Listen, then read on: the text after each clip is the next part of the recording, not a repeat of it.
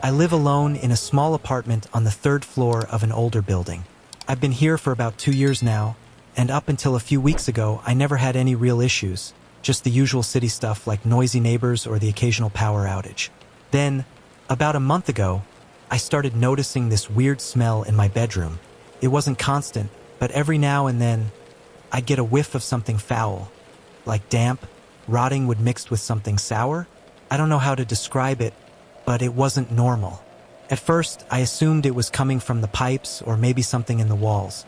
Old buildings have a way of developing strange odors, so I didn't think much of it. Then came the noises. It started with soft thuds, like something shifting or falling inside the walls. I figured it was just the building settling. But then I started hearing faint scratching sounds. I convinced myself it was mice or some other pest, even though I'd never seen any evidence of them before.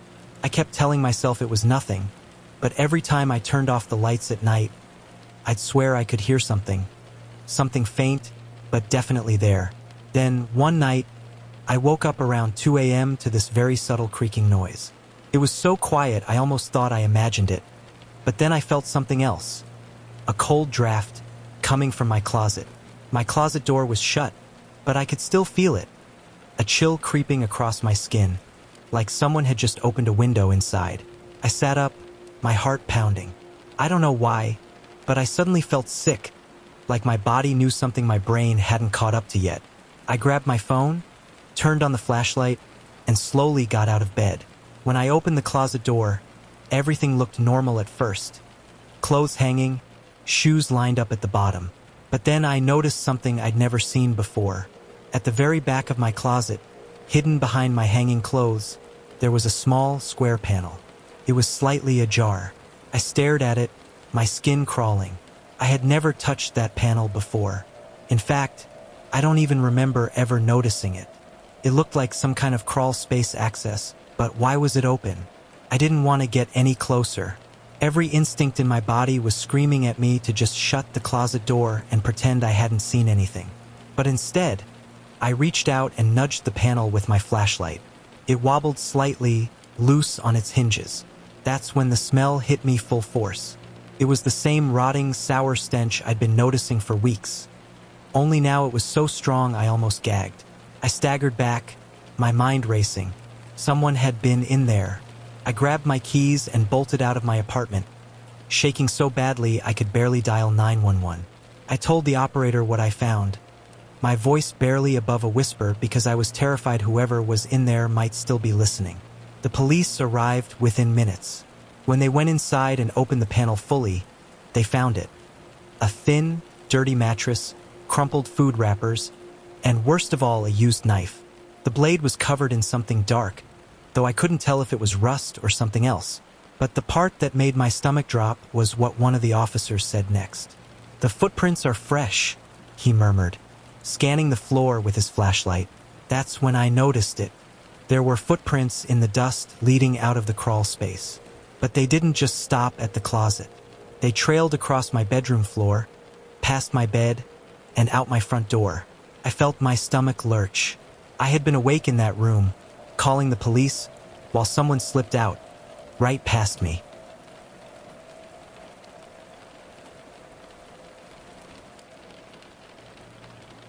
I live alone in a small apartment complex. It was a Friday night, around 9 p.m. I had just settled onto my couch with a blanket, some wine, and a true crime documentary playing in the background. I wasn't expecting anyone, so when the doorbell rang, it made me jump. I wasn't scared, just surprised. I wasn't expecting any deliveries, and I hadn't ordered food. Thinking maybe it was a neighbor or someone who got the wrong door, I got up and peeked through the peephole. A man stood there in a red and black pizza delivery uniform, holding a box. He looked normal enough, late 30s, maybe early 40s, slightly unshaven but clean. The logo on his shirt was for a local pizza chain, one I'd ordered from before. "Pizza delivery for you," he said, his voice muffled through the door. I hesitated. I didn't order any pizza. The man sighed like I was being difficult. "It's already paid for. You ordered this." I shook my head. "No, I didn't." There was a pause. Then, in a much firmer voice, he said, "Look, I have your name. This is your apartment number." He even read it out loud. That's when my stomach dropped. How did he know my name? Sure, maybe it was some mix-up, but something about the way he said it, almost like he was trying to convince me, felt off. "I think you have the wrong person," I said, backing away from the door. He sighed again, but this time, it wasn't frustration. It was something else, something almost calculated. Then he knocked harder. "Just take the damn pizza." Now, I was officially scared. I reached for my phone, trying to figure out what to do. I thought about calling the police, but what was I going to say? A guy tried to deliver me a pizza I didn't order? It didn't seem urgent enough. Then I had an idea. I pressed my phone to my ear and spoke loudly, making sure he could hear me. "Hey babe, there's some guy at the door saying he has a pizza for me, but I didn't order anything. Can you check if you ordered something by mistake?" The man's posture changed. I could hear him shift on his feet. Then I added, "Yeah, can you get the gun? Just in case." Silence. I didn't hear him walk away, but when I checked the peephole again, he was gone. I stood there, heart pounding, waiting to see if he would come back. After a few minutes, I carefully unlocked my door and opened it just enough to peek outside. Nothing. The hallway was empty. I slammed the door shut, locked it, and immediately called the pizza place. "Hi, I just had a guy show up at my door saying he had a delivery for me, but I didn't order anything. Did someone send me a pizza?" The employee on the phone sounded confused. "What's your address?" I told them. They checked. "No, there's nothing under that address. We haven't had any deliveries to your building tonight." My hands started shaking. "Are you sure?" "Yeah. We don't even have a driver that matches the description you gave." I thanked them and hung up. My mind was racing. If he wasn't from the pizza place, then who the hell was he? I checked the security camera feed on my phone. My complex has a few cameras, one at the entrance, one in the parking lot, and another in the hallway just outside my door. I scrubbed through the footage and found him. He didn't stop at any other doors. He walked straight to mine. He knew exactly where I lived. At that point, I called the police. I didn't care if it sounded paranoid. They took my report and said they'd send someone to patrol the area. They also told me to call back if I saw him again. I barely slept that night. Every little noise made me jump, but nothing else happened. The next day, I went about my routine, trying to shake the feeling of unease. Maybe it was just a one-time thing, a weird, unsettling mistake. Then, a few days later, I saw something on the news. A man had been arrested for posing as a delivery worker to target women living alone. He had access to a stolen database with names and apartment numbers. They showed his picture. It was him.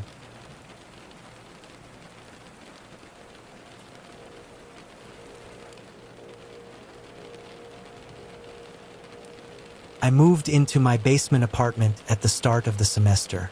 Rent was cheap, and it was only a short walk to campus, so it seemed like a great deal. The place itself was nothing special, just a small, slightly damp studio with an old kitchenette and a tiny bathroom. The landlord, Mr. Garrison, lived upstairs. He was an older guy, polite but distant. He gave me the keys, told me to keep the noise down, and pretty much left me alone. First, everything was fine. The apartment was a little cold, and I'd hear the occasional creak from the pipes at night, but nothing out of the ordinary. Sometimes, I'd hear faint noises from upstairs. Footsteps, muffled voices. I figured it was just Mr. Garrison moving around, maybe watching TV late at night. Then, a few weeks in, I started waking up in the middle of the night, always around 3 a.m. At first, I thought it was just stress or the weird, stale air in the basement. But then I started noticing the noise. A soft, rhythmic clicking sound, like someone tapping their fingernails against wood. It was coming from the closet. The first time, I was half asleep and brushed it off as the building settling. The second time, I got up, turned on the light, and checked inside. Nothing.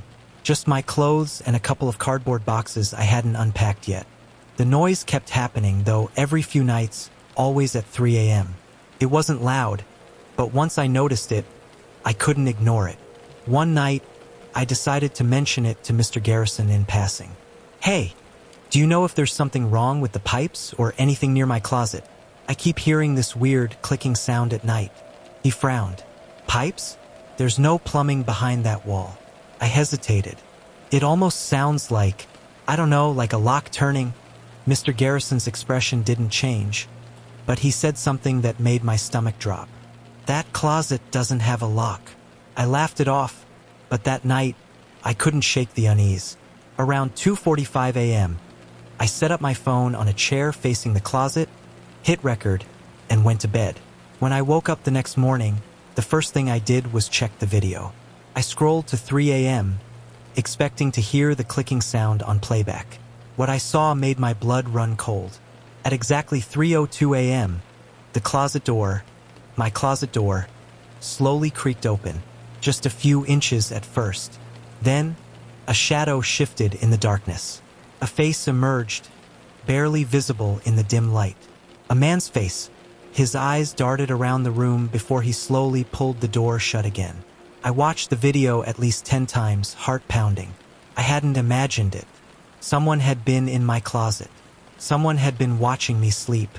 I grabbed my keys and bolted upstairs to Mr. Garrison's apartment. He answered the door in his robe, looking irritated until he saw my face. What's wrong? There's someone in my closet, I stammered. I have video. He was in there last night. Mr. Garrison's face paled. He didn't say a word, just grabbed his phone and called the police. They arrived within 10 minutes. The officers checked my apartment while I stood outside, shaking. One of them opened the closet and knocked on the back wall. A hollow sound echoed back. "Get the landlord," he said to his partner. Mr. Garrison returned, looking just as anxious as I felt. The officer gestured toward the closet. "What's behind this wall?" Mr. Garrison swallowed. There used to be an old maintenance tunnel behind the house. It was sealed off years ago. The officer gave him a long look before calling for backup. Within minutes, they had tools out, prying open the back wall of the closet. As soon as they pulled a section away, a foul, musty smell filled the air. Behind the wall was a narrow, dark passageway, and inside a small sleeping bag. Next to it, a pile of food wrappers, empty water bottles, a notebook. Someone had been living there. For how long, I didn't know. The police searched the passage but didn't find anyone. Whoever had been in my closet had slipped away, probably the moment they heard the commotion.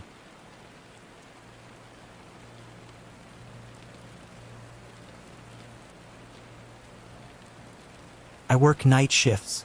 Every day, I leave my apartment at around 6:30 p.m. and get home at 3 a.m. It's not ideal, but it pays well, and I've gotten used to the quiet streets and empty hallways of my apartment complex. Nothing ever happens at that hour, until one night something did. It started with my front door. I remember it clearly because I always make sure to lock up before leaving. It's a habit. I triple check it, actually. I'll turn the knob to make sure it's locked, then jiggle it a little just to be sure. So when I got home that night, tossed my bag on the couch, and went to take a shower, I didn't expect to come back out and find my front door slightly open. Not wide open, just ajar. Maybe an inch or two. Enough for me to notice. Enough to send a weird shiver down my spine. I froze. My first thought was that maybe I hadn't locked it properly. But no way. I checked. I always check. My second thought? Someone was inside. I grabbed the heaviest thing I could find, a metal water bottle, and moved through my apartment, checking every room, every closet, even under the bed. Nothing. Nothing was missing either. Everything was exactly where I left it. I tried to brush it off. Maybe I was just tired. Maybe I'd been distracted when I left and hadn't shut the door all the way. It was a long shift. I convinced myself it was a one-time mistake. It wasn't. Over the next few weeks, little things started happening. Nothing huge, nothing obvious. Just small things. Things I almost didn't notice. My fridge was slightly open some mornings, even though I always close it tightly. The couch pillows would be in different positions than how I left them. A coffee mug I was sure I put in the sink would be on the counter instead. I told myself I was being forgetful. that maybe I was just so exhausted from work that I wasn't paying attention to small details. But then things started disappearing. A pair of socks, a phone charger, a single spoon from my kitchen set. Not valuable things, just things. I started getting paranoid. I began taking photos of my apartment before leaving, just to make sure I wasn't imagining things. Every night before heading out, I'd snap a quick picture of my living room, my kitchen, my bedroom, just so I could compare when I got home. One night, I noticed something off in the pictures. The first few nights, everything matched. But on the fourth night, I looked at my before picture and my after picture and saw it. The closet door in my bedroom was slightly open in the second photo. I never leave my closet open. That's when I bought the camera. I installed a cheap motion detection camera in my living room. It was small, barely noticeable, and it connected to my phone. If anything moved while I was gone, I'd know. I didn't expect anything to actually happen. The first few nights, nothing. No alerts. No motion detected. I started to think I was just losing my mind. But then, on a Monday night, I got home, showered, and checked the footage while lying in bed. At 2:50 a.m., 10 minutes before I got home, the camera caught something. A man, walking out of my bedroom. He was casual about it. He didn't rush. He didn't hesitate. He just walked straight through my living room, unlocked my front door, and left. I stared at the screen, my heart pounding. He was tall, wearing a hoodie, but his face was turned away from the camera. He had been inside my apartment. He had been in my bedroom, and he knew exactly when to leave. Couldn't breathe. I checked the footage from previous nights and my stomach dropped. He had been there before, multiple times. He would wait until I left for work, then come inside. He never stole anything valuable. He never wrecked the place. He just existed there, like it was his home too. I called the police immediately. When they arrived, they searched my apartment. Nothing seemed out of place until they checked under my kitchen sink. Taped to the underside of the cabinet was a house key. Not my house key, an extra key. My landlord swore up and down that I was the only one with access. So where did it come from? The police traced it back to a locksmith. After some digging, they found out that the last person to request a copy for my unit was a previous tenant. A guy who had lived here before me. He had never turned in his spare key. The police found him and arrested him a few days later. Turns out, after moving out, he had made himself a little routine. He'd watch the listings, wait for a new tenant to move in, then let himself back in whenever he wanted. I guess he liked the familiarity, or maybe he just liked the thrill. I changed the locks immediately.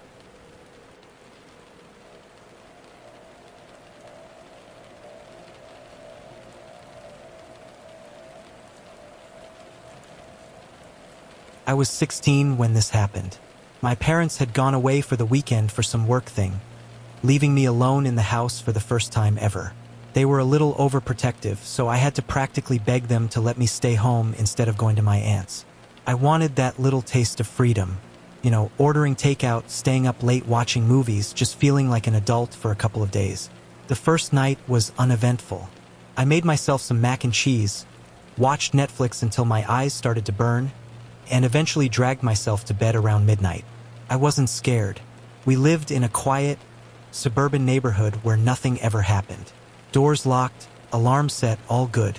I was lying in bed, mindlessly scrolling through my phone when I got a Snapchat notification. It was from a username I didn't recognize, just a random mix of letters and numbers. I almost ignored it, thinking it was a bot or some scam account, but curiosity got the better of me.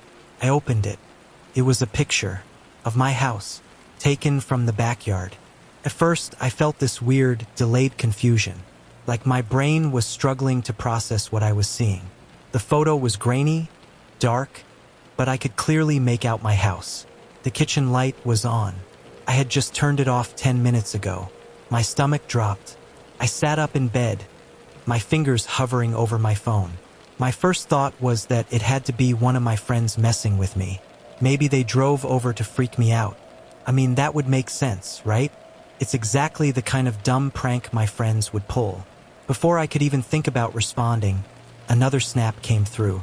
I hesitated, My breath caught in my throat. My hands felt ice cold as I tapped to open it. It was another picture of my bedroom window from outside. My bedroom was on the second floor. I swear to God, I stopped breathing. My heart was pounding so hard it felt like it was vibrating in my chest. My blinds were halfway closed, but there was just enough of a gap for someone to see in if they were standing at the right angle. I sat there, frozen, staring at my window like I expected to see someone staring back at me. Then another notification. This time it was just a black screen with a caption. "Why did you turn the lights off?" My stomach twisted so hard I thought I was going to throw up. I hadn't even realized that, in my panic, I had reached over and switched off my bedside lamp. My entire room was dark now, the only light coming from my phone screen. I don't know how long I sat there, gripping my blanket so tightly my fingers ached. My brain was screaming at me to do something, but I didn't know what. Call my parents? Call the cops? What if this really was just a messed up joke? I dialed my mom's number with shaking hands. She picked up on the second ring. "Mom," I whispered, but she must have heard the panic in my voice because she immediately went into mom mode. "What's wrong?" I told her everything in a rushed, terrified whisper. The Snapchats, the pictures, the message, the fact that someone was outside watching me. "Lock your doors," she said, her voice deadly serious. "Right now. Do it while I'm on the phone. Then call the police." I ran downstairs, turning on every light as I went, my hands shaking so badly I fumbled with the deadbolt. I checked the windows twice, making sure everything was locked. Then, with my mom still on the phone, I dialed 911. The dispatcher stayed on the line with me while I hid in the downstairs bathroom, barely able to get a sentence out through my chattering teeth. My mom had already hung up, probably calling my dad or my neighbors. The police got there fast. Maybe 5-6 minutes later. Felt like an eternity. I heard them knock, announcing themselves, and I ran to open the door so fast I nearly tripped over my own feet. 2 officers stepped inside, hands resting on their holsters, scanning the room like they expected someone to jump out at them. They checked the yard first. Nothing. Then they checked around the house. And that's when they found them. Muddy footprints, right under my bedroom window. I felt sick. The officers asked me a bunch of questions. Did I recognize the username? Had I gotten weird messages before? Did I see anyone outside? I had nothing. I didn't know anything. I just kept thinking about that last message. Why did you turn the lights off? Whoever it was, they had been watching me. In real time, one of the officers checked the backyard again, looking for any clues, while the other stayed with me. He told me it was probably someone local, maybe a neighbor's kid pulling a stupid prank. But his voice was too careful, too measured, like he didn't really believe that. They were getting ready to leave when one of the officers, the one outside, called for his partner. He'd found something. A phone. A cheap, prepaid burner phone, half buried in the bushes near the side of the house. It was still logged into Snapchat. The last message had been unsent, but they could still see the preview. "I see you." They never found out who it was. The phone had no contacts, no saved info.